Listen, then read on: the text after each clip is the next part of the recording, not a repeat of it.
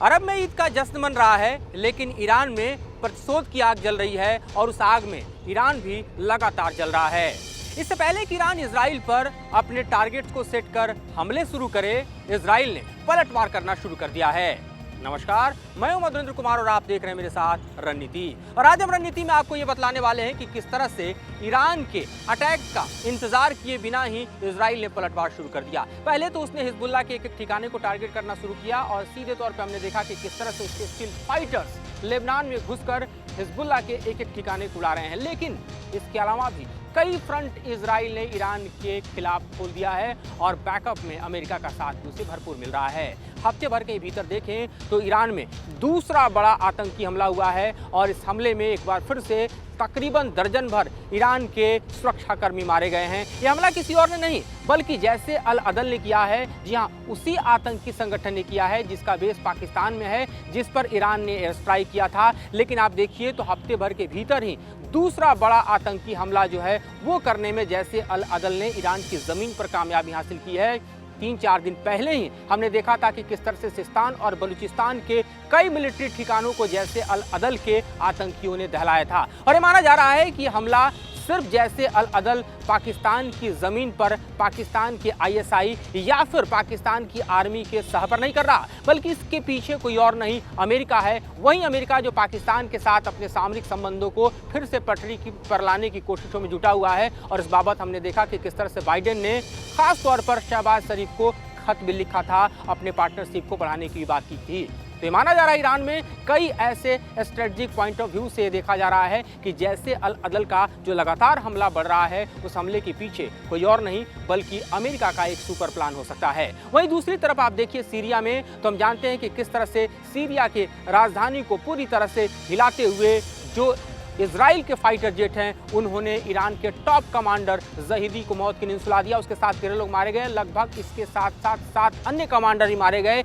लेकिन सीरिया में IRGC यानी ईरानियन रिवोल्यूशनरी गार्ड कॉर्प्स के जो सपोर्टर्स हैं खास तौर पे और उनके साथ काम करने वाले जो अन्य सुरक्षाकर्मी हैं उन पर भी लगातार एक एक करके हमला हो रहा है। और देखा जा रहा है कि दूसरा बड़ा हमला इस वक्त सीरिया की ज़मीन पर भी अंजाम दिया गया है, जिसमें ईरान के सपोर्ट के लगभग दर्जन भर सुरक्षाकर्मी वहां भी मारे गए हैं। यानी ईरान इससे पहले कि इजराइल पर हमला करे, इजराइल ने अपने फ्रंट को पूरी तरह से खोल दिया है। और इन हमलों के पीछे कोई और नहीं बल्कि मोसाद की बड़ी भूमिका मानी जा रही है। हम जानते हैं कि जिस तरह से सीरिया की राजधानी में खास तौर पर उस कॉन्सुलेट को निशाना बनाया गया, उस कॉन्सुलेट में कोई और नहीं बल्कि ईरान का वही टॉप कमांडर मीटिंग कर रहा था, जिसकी जिम्मेदारी सीरिया से लेकर और लेबनान तक है। जो कि अगर देखा जाए तो ईरान के जो प्रॉक्सीज हैं, चाहे हम हूती की बात करें या फिर हिजबुल्लाह की बात करें या हमास की बात करें या कुछ फोर्स के सपोर्ट के जरिए अन्य जो सिते हैं उनकी बात करें, उनका नेतृत्व कोई और नहीं बल्कि खास तौर पर ईरान का टॉप कमांडर जहीदी कर रहा था, जिसको 1 तारीख को मार गिराने में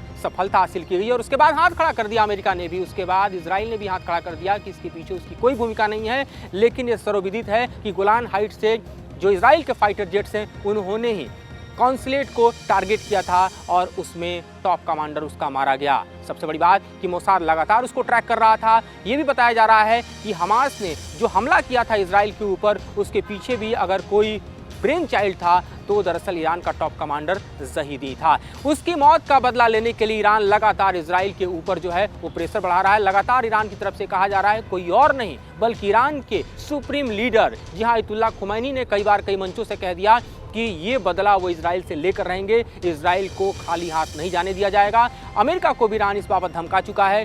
बावजूद इसके हम देख रहे हैं कि अभी वो घड़ी नहीं आई है जब ईरान अपनी मिसाइल के जरिए या फिर ड्रोन के जरिए, खास तौर पर देखा जाए तो ईरान के मिसाइल और ड्रोन से टकराए, क्योंकि अभी भी ईरान ने सिर्फ और सिर्फ इजराइल के अन्य ठिकानों को टारगेट पर लिया है। वो समय अभी नहीं आया है जब ईरान की मिसाइल इजराइल की ज़मीन पर गिरे। लेकिन इस बीच इजराइल की तैयारियां देखिए, इजराइल ने अपने तमाम जो एयर डिफेंस सिस्टम है उसको अप कर दिया, उसके जो एयरफोर्स हैं, उसके जो फाइटर्स हैं वो लगातार एक्सरसाइज कर रहे हैं। और इतना ही नहीं, इजराइल ने ईरान को ये भी धमका दिया है कि अगर ईरान इजराइल पर हमला करता है तो इजराइल के फाइटर्स और इजराइल के खासतौर पर मिसाइल के निशाने पर कुछ और नहीं बल्कि ईरान के न्यूक्लियर प्लांट होंगे। तो ये अपने आप में इजराइल की तरफ से ईरान को बड़ी चेतावनी है कि युद्ध इस तरह से खाली नहीं जाएगा। ये युद्ध जो है गाजा में चल रहे हमास और इजराइल के युद्ध की तरह नहीं होगा, बल्कि ईरान और इजराइल के बीच अगर जंग छिड़ती है तो ये जंग जो है न्यूक्लियर हो सकती है। और जिस तरह से इस वक्त इजराइल एयरफोर्स के पूरे हम अगर वॉर एक्सरसाइज को देखें तो खासतौर पे ईरान के जो न्यूक्लियर प्लांट्स हैं, न्यूक्लियर सेटअप्स हैं, उनको टारगेट करने की तैयारी चल रही है। तो अपने आप में समझ सकते हैं कि डिटरेंस कितना बड़ा है या फिर एनिमी के खिलाफ किस तरह का माहौल क्रिएट किया जा रहा है।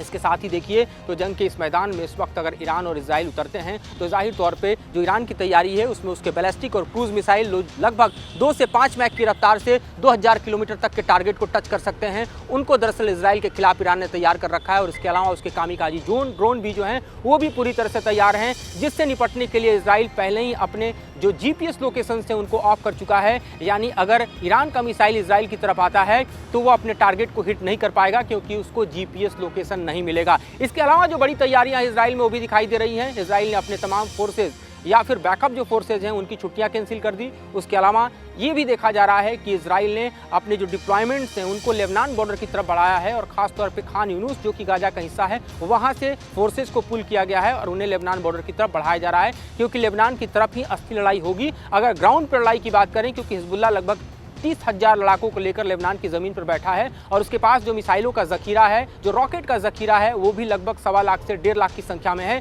तो अगर ग्राउंड पर कहीं ना कहीं लड़ाई इजराइल को फेस करना होगा तो अब गाजा के बाद लेबनान की तरफ फेस करना होगा, जहां ईरान का सबसे बड़ा प्रॉक्सी हिजबुल्लाह बैठा है। लेकिन अगर हम एरियल डिस्टेंस से बात करें, अगर हम लॉन्ग रेंज टारगेट्स की बात करें तो ईरान की मिसाइल होंगे जो कि इजराइल को टारगेट करेंगे। और इतना ही नहीं बल्कि सी रूट्स की तरफ देखिए, माना जा रहा है कि वहां पर मोर्चा कोई और नहीं बल्कि हूती संभालेंगे। ईरान के सबसे बड़े प्रॉक्सी जो कि रेड सी में लगातार अमेरिका और खासतौर पे इजराइल के अलावा उनके एलाइज के शिप्स को टारगेट कर रहे हैं, उनका हमला भी उस तरफ से आ सकता है। और वहां पर पहली बार इजराइल ने अपने जो सी डोम हैं उनको उतारे हैं। ये भी दरअसल नेवल एयर डिफेंस सिस्टम है और इस नेवल एयर डिफेंस सिस्टम के जरिए अपने जो मैरीटाइम बाउंड्रीज है उसको सिक्योर करने की कोशिश इजराइल कर रहा है, क्योंकि हम जानते हैं कि जो इलाद का इलाका आप देख रहे हैं खासतौर पे वहीं पर इजराइल का न्यूक्लियर प्लांट भी है। ये काफ़ी वल्नरेबल इलाका माना जाता है और यहीं पर माना जाता है कि इजराइल का भी जो न्यूक्लियर पावर है वो छुपा हुआ है। वहीं पर अपने न्यूक्लियर वेपन्स को भी इजराइल ने छुपा रखा है जिसको उसने कभी भी दुनिया के सामने डिस्क्लोज नहीं किया। तो ऐसे में अगर इलाद को और खासतौर पे मैरीटाइम रूट्स के इन इलाकों को टारगेट किया जाता है तो यहाँ पर कैसे एनिमी से निपटना है इसकी तैयारी भी इजराइल की तरफ से दिख रही है और इजराइल खासतौर पे सी डोम सिस्टम को वहाँ पर लगा चुका है। यानी ईरान और इजराइल के बीच अगर युद्ध भड़कता है तो युद्ध काफ़ी भयावह होने की स्थिति में है, ये साफ तौर पर देखा जा सकता है। ईरान की तैयारियाँ साफ तौर पर बतला रही हैं कि उसके मिसाइल्स, उसके जो खास तौर पर जो है दुनिया के बेहतरीन ड्रोन सिस्टम है वो इजराइल को टारगेट करने के लिए तैयार हैं। तो इजराइल ने भी बिना इंतजार किए ईरान के प्रॉक्सीज को हिट करना शुरू कर दिया है। और इतना ही नहीं बल्कि मोसाद के जरिए और अमेरिका के सहयोग से हम देख रहे हैं कि ईरान की ज़मीन पर भी ऐसा अनुमान लगाया जा रहा है। उससे कहा जा रहा है कि ईरान को टारगेट करने में कोई कसर इजराइल इस वक्त नहीं छोड़ रहा। अब सवाल यह है कि हिजबुल्लाह का प्रयोग ईरान युद्ध के शुरू की स्थिति में करेगा या आखिरी में। इसको लेकर अलग अलग कयास हैं। बताया जा रहा है कि हिजबुल्लाह लॉन्ग रेंज टारगेट्स तो करता रहेगा लेकिन वो लगातार ग्राउंड पर उतरने के लिए इंतजार करेगा, क्योंकि ईरान जब उसको इशारा देगा तभी हिजबुल्लाह इजराइल के खिलाफ ग्राउंड वार में उतरेगा। और ऐसे में स्थिति आप समझिए कि पूरी तरह से भले इस वक्त ईद का मौका हो, तमाम ईद के जश्न और सेवैयाँ चारों तरफ दिखाई दे रही हों, अरब से लेकर दुनिया के तमाम इस्लामिक देशों में जो है खुशी खुशी लोग ईद मना रहे हों, लेकिन ईरान में जिस तरह की प्रतिशोध की आग भड़क रही है वो आवाम में तभी शांत होगी। यानी ईरान का ईद तभी आएगा जब ईरान इजराइल से बदला लेगा। देखते हैं वक्त कब आता है या फिर एक बार फिर से ईरान सिर्फ और सिर्फ पेपर टाइगर ही साबित होता है। फिलहाल इस मुद्दे पर इतना ही। आगे और जानकारियों के साथ और विश्लेषण के साथ आपके समक्ष आएंगे। फिलहाल मुझे और मेरे सहयोगी संजय को दीजिए विदा।